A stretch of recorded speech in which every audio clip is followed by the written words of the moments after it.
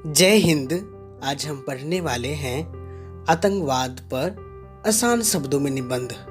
तो आइए शुरू करते हैं। आतंकवाद हिंसा का एक ऐसा गैर कानूनी तरीका है जो लोगों को डराने के लिए आतंकवादियों द्वारा प्रयोग किया जाता है। आतंकवाद लगभग सभी देशों में फैला हुआ है। हमारा देश भारत भी कई सालों से आतंकवाद से लड़ रहा है। आतंकवाद में लोगों को मारा जाता है और उनसे अपने मन मुताबिक काम कराया जाता है। आतंकवाद से देश की शांति भंग होती है। जो लोग आतंकवाद का साथ देते हैं और आतंक फैलाते हैं, उन्हें आतंकवादी कहा जाता है। आतंकवाद की जड़ें बहुत गहराई तक फैली हुई है।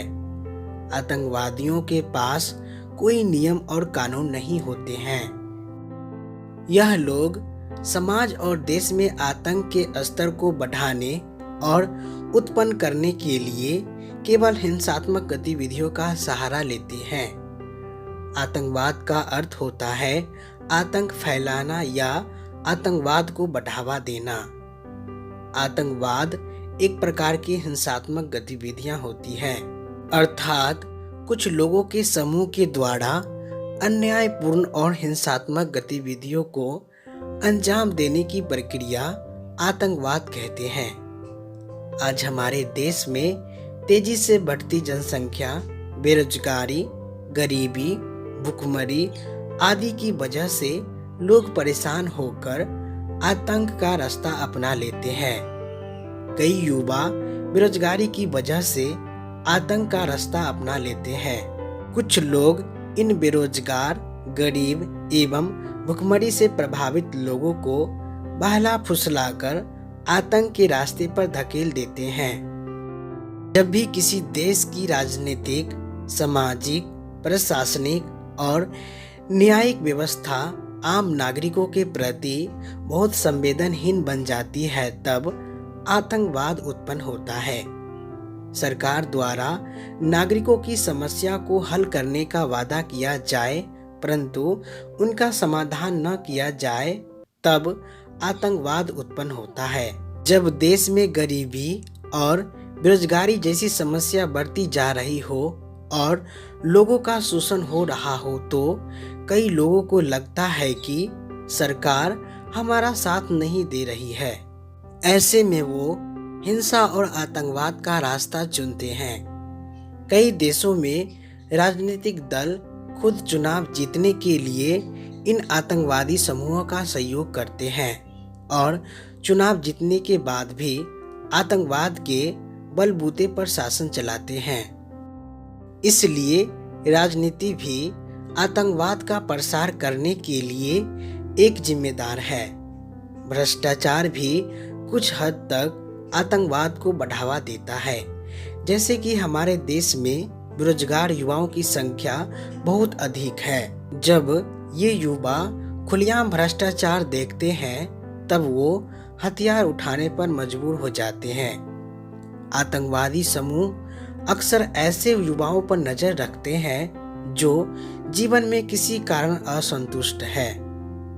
ये देखकर आतंकवादी समूह इन सामान्य नागरिक को अपने जाल में फंसाकर आतंकवादी बनाते हैं। लोकतांत्रिक देशों में कुछ ऐसे असामाजिक तत्व अलग अलग धर्मों के बीच लड़ाई करवाते हैं, जिससे आतंकवाद बढ़ता है।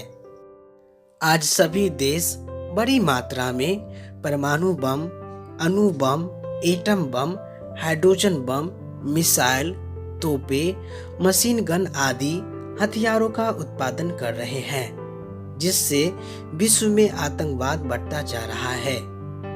आतंकवाद कई प्रकार के होते हैं।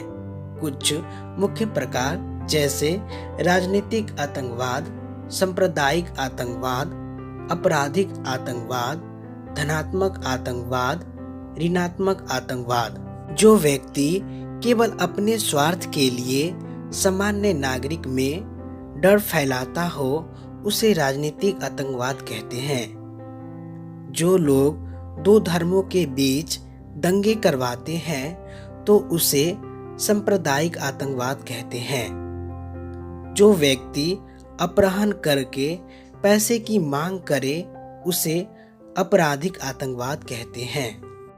जिस व्यक्ति का हमला करने का उद्देश्य पवित्र है उसे धनात्मक आतंकवाद कहते हैं। जिस व्यक्ति का हमला करने का उद्देश्य किसी देश, जाति या समाज को बर्बाद करना हो उसे ऋणात्मक आतंकवाद कहते हैं। आतंकवाद की वजह से लोगों में असुरक्षा की भावना होती है। आतंकवादी अपने बातों को मनवाने के लिए लोगों को डराकर या भय का माहौल उत्पन्न करके अपनी बातों को पूरा करवाते हैं। आतंकवाद की क्रिया मानव जाति को बड़े पैमाने पर प्रभावित करती है और लोगों को इतना डरा देती है कि लोग अपने घरों से बाहर निकलने में डरते हैं। घर के बाहर रेलवे स्टेशन, मंदिर, सामाजिक कार्यक्रमों, राष्ट्रीय कार्यक्रमों आदि में जाने से घबराते हैं। आतंकवाद की वजह से कई मासूम लोग, जीव जंतु, बच्चे, बुजुर्ग आदि लोगों की जान चली जाती है। आतंकवाद से हमारी देश की प्रॉपर्टी को भी लाखों करोड़ों का नुकसान होता है। आतंकवाद ने हमारे जीवन को अनिश्चित और असुरक्षित बना दिया है। आतंकवाद मानव जाति के लिए एक कलंक है, इसलिए इसका कठोरता से समाधान किया जाना चाहिए। भारत सरकार ने आतंकवादी गतिविधियों को बड़ी गंभीरता से लिया है और इसे समाप्त करने के लिए अनेक महत्वपूर्ण कदम उठाए हैं।